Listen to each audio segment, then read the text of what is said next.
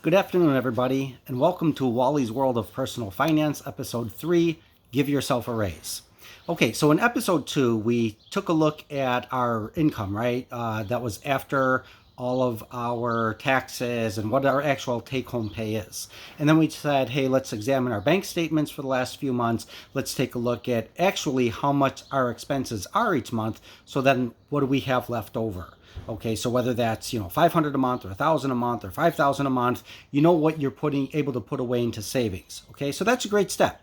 Now the second thing we want to do here is give yourself a raise. Well, how are we going to do that? Well, there's a couple different ways, right?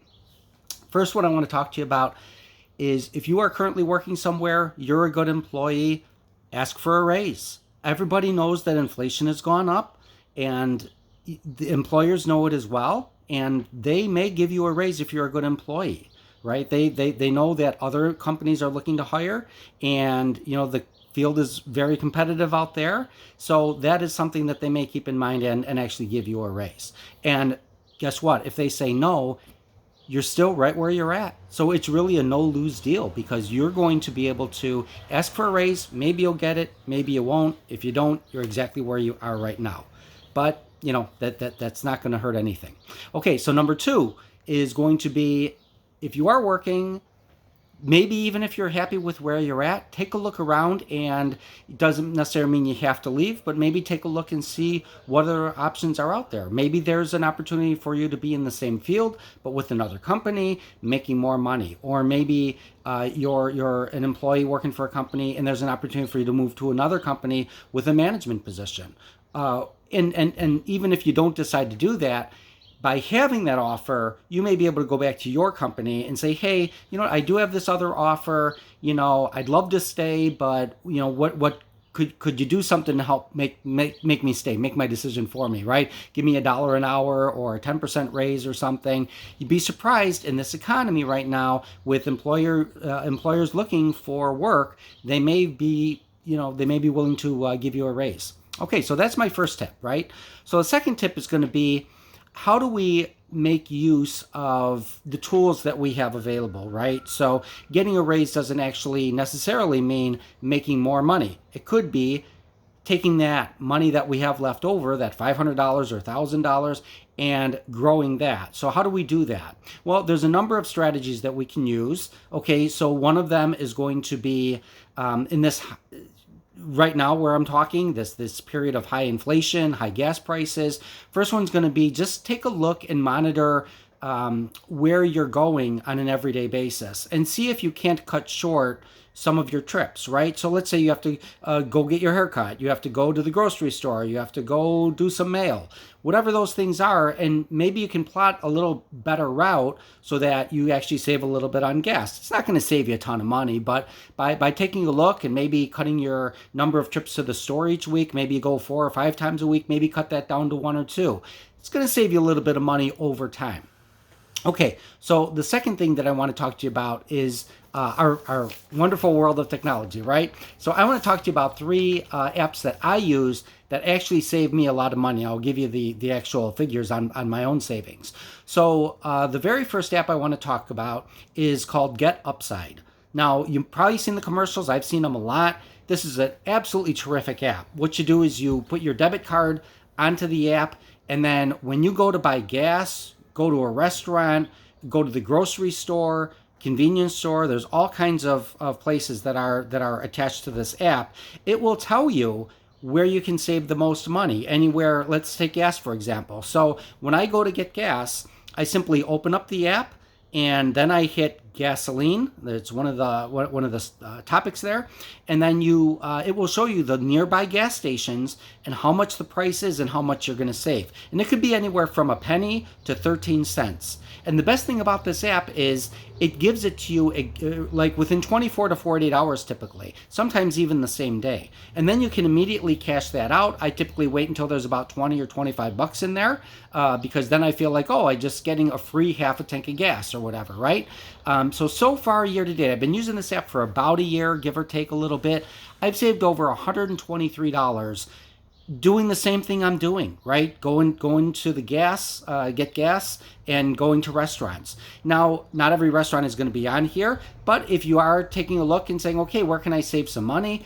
It does help quite a bit. And quite honestly, I don't even use it to the best extent I could. I probably should look at it a little bit more in restaurants, because you'd be surprised at the number of restaurants and the quality of restaurant that is actually on this Get Upside app.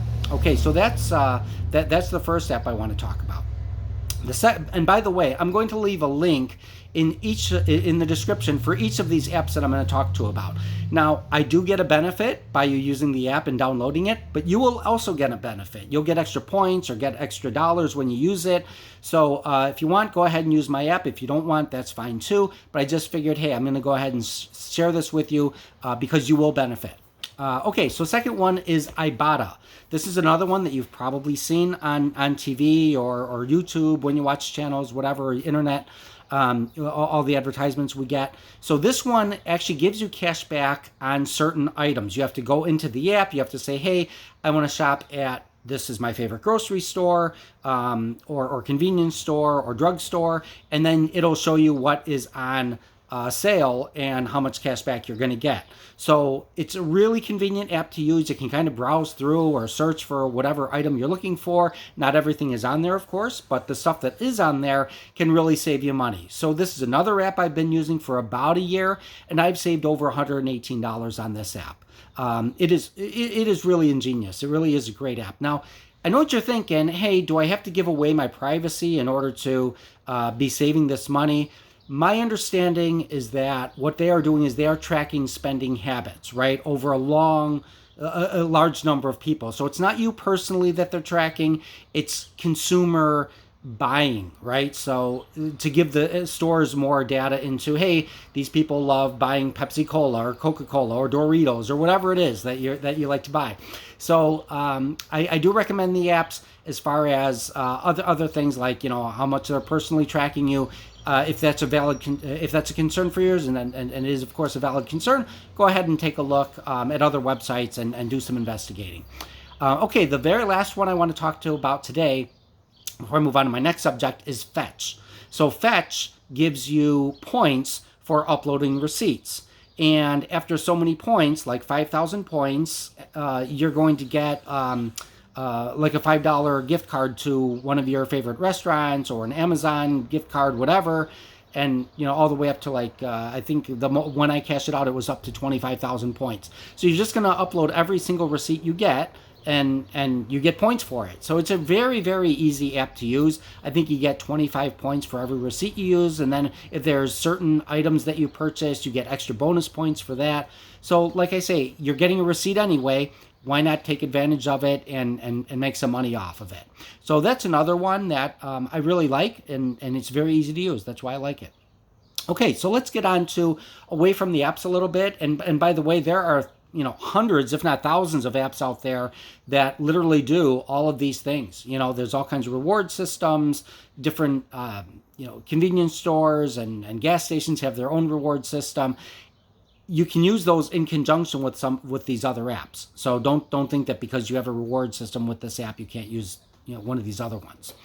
Okay, so the next thing I want to talk to you about is, and I'm gonna kind of come off as being like your dad a little bit, and that's utilities, right? So it does save money, and especially as you see inflation with gas and electricity prices going up and up and up, it makes a bigger difference to kind of watch where you're spending your money, right? So the electricity, all I really want to say on that is, cutting off a light here or there probably isn't going to save you very much money. But if you are going on vacation, unplug everything, right? Obviously, except for the refrigerator. But the electricity does pass through